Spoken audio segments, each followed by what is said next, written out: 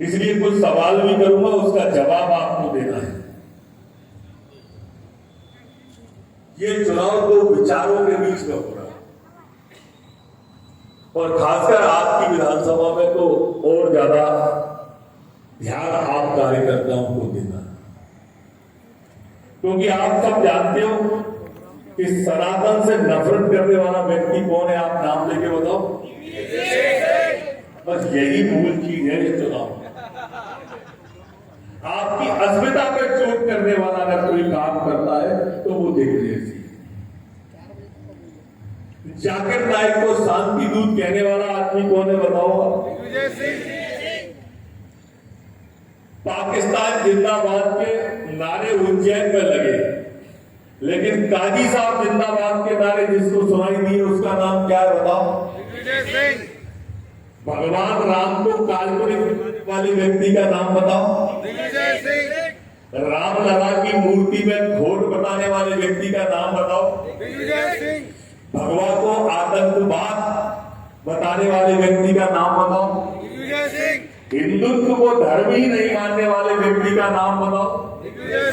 मैं आपका ध्यान धीरे धीरे उस तरफ ले जा रहा हूं कि ये व्यक्ति कितना घातक है सनातन के लिए। मेरे दोस्तों, जब जब सनातन पे चोट होती है ना, जब जब सनातन पे चोट होती है और जहां जहां हुई है वहां वहां संपत्ति लूट ली जाती है, मकान जला दिए जाते हैं। ये उन्हीं के पैरोकार है। और इसका उदाहरण हमारे यहां पर सबसे बड़ा उदाहरण कश्मीर है। दो प्रांतों में चुनाव हुए। एक प्रांत के अंदर चुनाव हुआ आसाम में पिछले साल, एक प्रांत के अंदर चुनाव हुआ, वो चुनाव हुआ पश्चिम बंगाल। आसाम के अंदर जब चुनाव हुआ तो वहां से घुसपैठिए भगे, क्योंकि वहां भाजपा जीती। और पश्चिम बंगाल में भाजपा हारी तो हम लोगों ने पलायन किया, हमारे लोग भगे। ऐसा ही है कि नहीं है? ये विचार करना अब ध्यान से इस बात का। आज दिग्विजय सिंह जी कह रहे हैं कि मेरा आखिरी चुनाव है। अब इनके आखिरी चुनाव के लिए हम अपनी आने वाली पीढ़ी को दांव पे लगा देंगे, ये क्या? क्योंकि जब ये कुछ करने लायक थे तब इनने कुछ किया नहीं, और अब तो ये करने लायक बनने वाले नहीं है, विपक्ष के बनेंगे अगर बनेंगे। ऐसे ही है, अब तो ये कुछ कर नहीं सकते। ऐसा चुनाव कार्यकर्ता बंधुओं आपने नहीं देखा होगा। जैसे कोरोना और कोरोना का लॉकडाउन आप लोग अपनी जिंदगी में कभी नहीं देखोगे दोबारा, वैसे ही ऐसा चुनाव नहीं देखोगे। आप कार्यकर्ता हो, आपके पास में आपका वैश्विक नेतृत्व है प्रधानमंत्री के रूप में नरेंद्र भाई मोदी, है कि नहीं है? अच्छा, दूसरी तरफ कौन है प्रधानमंत्री का दावेदार बताओ। ऐसा चुनाव ही नहीं देखा होगा। एक बार जितने राजनीतिक दल चुनाव लड़ रहे हैं भाजपा को छोड़ के, आप में से कोई बता सकता है बहुमत कितनी सीटों पे चाहिए? 273। कौन सी पार्टी लड़ रही है भाजपा को छोड़ के 273 का? कोई भी। मतलब सरकार बनाने को कोई दल लड़ नहीं रहा है, ये खिचड़ी बनाने को लड़ रहे हैं, मिक्स वेज बनाने को लड़ रहे हैं, मोदी को हराने को लड़ रहे हैं। ऐसा ही है कि नहीं है? कांग्रेस लड़ रही है 230 पे, सपा लड़ रही है 37 पे, बसपा लड़ रही है 37 पे, लालू यादव लड़ रहे हैं 20 पे, ममता बनर्जी लड़ रही है 42 पर। 42 से ऊपर कोई नहीं लड़ रहा, सब 42 के नीचे ही लड़ रहे हैं नेता। ऐसा चुनाव भी आपने नहीं देखा होगा। तो जीतने के लिए लड़ाई नहीं जा रहा, जो सरकार बनाने को लड़ाई नहीं जा रहा है, जो हराने के लिए लड़ा जा रहा है, उसमें से ये दिग्विजय सिंह उसी में से है।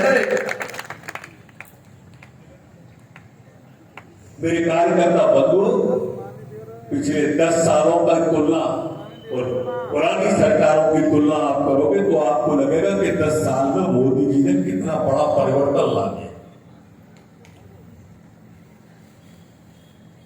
आप ध्यान करो, 10 साल पहले पाकिस्तान के आतंकवादी, पाकिस्तान के सैनिक हमारे देश में आते थे और हमारे सैनिकों के सिर काट के ले जाते थे। और उस समय के प्रधानमंत्री मनमोहन सिंह सफेद कबूतर उड़ाते थे और सफेद झंडा शांति की बात करते थे। मोदी के आने के बाद में उधर से गोली भी आती है तो इधर से गोला जाता है, गोला। सर्जिकल स्ट्राइक उदाहरण है, एयर स्ट्राइक इसका जीता जागता उदाहरण है। ये 10 साल का परिवर्तन है। 10 साल पहले जब मनमोहन सिंह की सरकार थी तो पाकिस्तान हमसे कश्मीर मांगता था। आज मोदी की सरकार है, पाकिस्तान कटोरा लेके भीख मांग रहा है। ये 10 साल का परिवर्तन। 10 साल पहले कश्मीर में लाल चौक पे हम तिरंगा नहीं फहरा पाते थे। आज कश्मीर की तो चली क्या है, मोदी जी ने चांद पर तिरंगा फहरा दिया, चांद।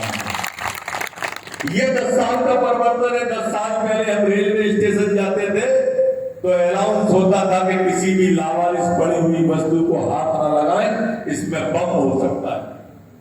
इन 10 साल में आपने रेलवे में ये अनाउंसमेंट नहीं सुना होगा। ये परिवर्तन होता है मित्रों। ये तुष्टीकरण की बात अभी बंसीलाल जी बता रहे थे कि तुष्टीकरण की राजनीति करने वाले का नाम दिग्विजय सिंह। इनके नेता राहुल गांधी जी ये तुष्टीकरण की राजनीति करते हैं। जब जेएनयू में नारा लगाता कि भारत तेरे टुकड़े होंगे इंशाअल्लाह इंशाअल्लाह, भारत की बर्बादी तक जंग हमारी जारी रहेगी, अफजल हम शर्मिंदा है, तेरे कातिल जिंदा है, तुम कितने अफजल मारोगे, हर घर से अफजल निकलेगा। तो उससे मिलने सबसे पहले जेएनयू में कोई गया था तो राहुल गांधी गया। तुम कितने अफजल मारोगे, हर घर से अफजल निकलेगा। और हमारा कहना साफ है कि हम घर में घुस के मारेंगे जिस घर में अफजल निकलेगा। ये दो विचारों की लड़ाई आपके सामने। एक मोदी जी हैं जिनके प्रत्याशी के रूप में रोडमल जी आपके सामने है। एक राहुल गांधी जी हैं जिनके प्रत्याशी के रूप में दिग्विजय सिंह आपके सामने।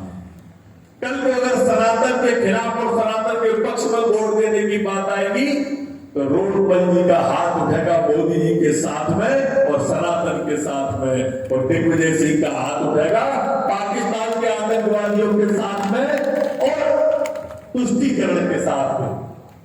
ये विचार करना, यहाँ मत सोचना, बाहर जाके देखो। आप एक इस तरह के कार्यकर्ता हो, दूर जाके देखो, अकेले यहीं तक मत सोचना। राजगढ़ वालों, आपने इतिहास बनाए हैं कई, आप विचार करना जाके। विजेता का भाव लेके राजनीति में आप लोग आए हो, वो पराजय का भाव लिए हुए दिग्विजय सिंह। ये तो मानते हो ना, पराजय का भाव लिए। अगर पराजय का भाव दिग्विजय सिंह ने लिए होता तो ये नहीं कह रहा होता कि 400 भारत भरवाना है। 400 कह रहा था कि नहीं कह रहा था? टीवी पे कह रहा है, अखबार पे कह रहा है। हमारी पार्टी, हमारे जिला अध्यक्ष, हमारे विधानसभा प्रभारी, हमारे विस्तारक बूथ की बात कर रहे हैं, बूथ की। इनका नेता कोई अभी तक भोपाल में कमलनाथ जी का और जीतू का मंडल तक नहीं हो पाया, और बाद में कहेंगे कि ईवीएम खराब है। ईवीएम कहेंगे कि नहीं कहेंगे? ये हार की गारंटी है दिग्विजय सिंह की। 400 भारत भराने की जो बात कर रहे हैं, बार बार ईवीएम पे सवाल उठाते हैं। अगर ये जीत जाए तो ईवीएम ठीक है, पिछले चुनाव में इनकी सरकार बन गई तो ईवीएम ठीक है, अभी तेलंगाना में इनकी सरकार बन गई, वहां ईवीएम ठीक है। जहां ये हार जाते हैं वहां ईवीएम खराब हो जाती है, जहां ये जीत जाती है वहां ईवीएम सही हो जाती है। दिग्विजय सिंह जी मेरे मित्रों हर हाल में चुनाव रुकवाना चाहते हैं, हर हाल में कैसे भी चुनाव रुक जाए, इसलिए 400 फार्म भर दो, कभी 370 फार्म भर दो, कभी 380 फार्म भर दो। ये विकास के विरोधी है, ये हार से घिसियाए हुए हैं। ये नहीं चाहते कि आज भारत जो मोदी जी हमारे विश्व गुरु बनाने की तरफ इस हिंदुस्तान को ले जा रहे हैं, उसमें आप सबकी भी आहुति लग जाए। आप जानते हो कि मोदी जी जो कहते हैं वो करते हैं। मोदी जी ने कहा कि 370 समाप्त कर देंगे तो करके दिखा दिया, 35 से समाप्त कर देंगे तो करके दिखा दी। मोदी जी ने कहा सीएए लेके आएंगे तो लेके आ गए। मोदी जी ने कहा ट्रिपल तलाक हटा देंगे तो हटा दिया। मोदी जी ने कहा राम मंदिर बना के देंगे तो राम मंदिर आपको बना के दिखाएंगे। लेकिन ये कांग्रेसी नहीं गए राम मंदिर को दर्शन कर। दिग्विजय सिंह जी नहीं गए। दिग्विजय सिंह शिलान्यास के दिन से सवाल उठाते रहे। शिलान्यास का दिन आया तो बोले बहुत सही नहीं है। अरे भाई तू कब से पंचांग देखने लगा? बहुत सही है। तेरे में इतनी समझ कब से आ गई? तुम तो सिर्फ तुष्टीकरण की राजनीति करते हो दिग्विजय सिंह। तुम क्या जानोगे बहुत कौन सा सही होता है? मंदिर बन गया तो बोले अधूरे मंदिर में प्राण प्रतिष्ठा नहीं होती है। ये बुलवा दिया लोगों से। मेरे मित्रों एक नारा मैं लगा रहा हूं, उसको आपको दोहराना है। आप कहो, मैं कहूंगा जाके प्रिय न राम वैने ही। आप लोग क्या कहोगे? वाको वोट कदापि न दे। पसंद आया? यही चलाना है। जाके प्रिय न राम वैने ही। जोर से बोलो, जाके प्रिय न राम वैने ही। ये तो नहीं देना होगा। देना किसको है? देना अमल को है कि 2 बातें मत जाना भूल, राम का मंदिर कमल का फूल। ठीक है? 2 बातें मत जाना भूल, 2 बातें मत जाना भूल। मेरे मित्रों, मोदी जी ने जो कहा वो करके दिखा दिया। ये नरेंद्र भाई मोदी की विशेषता है। और आज मोदी जी ने फिर कहा है, संसद में कहा, लाल किले की प्राचीर से कहा कि तीसरी बार बहुत बड़े निर्णय होंगे और हमारा देश वो देश बनेगा जो विश्व की तीसरी बड़ी ताकत होगा। आर्थिक ताकत के रूप में तीसरी बड़ी ताकत मोदी जी ने कहा है। आने वाली पीढ़ी की चिंता करने वाली पार्टी भारतीय जनता पार्टी, आने वाली लोगों की चिंता करने वाली पार्टी हमारी भारतीय जनता पार्टी है। और इसलिए हमें ये बात विचार करना चाहिए कि हम आने वाली पीढ़ी के लिए कैसा भारत चाहते हैं। मेरे दोस्तों, तिरंगे का मान बढ़ाया मोदी ने, भारत का सम्मान बढ़ाया मोदी जी ने। आप देखो, रूस और यूक्रेन का युद्ध हुआ, हमारे बच्चे फंस गए।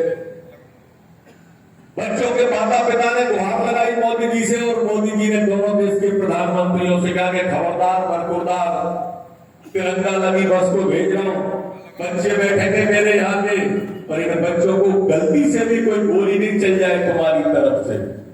और आपने देखा दोनों देश की सेनाओं की सीना चीरती हुई हमारी बसें बढ़ती चली आई। एक बच्चे को भी ऐसा नहीं लगा कि कोई दिक्कत आ गई। ये भाव आज आप सबके मन में होना चाहिए।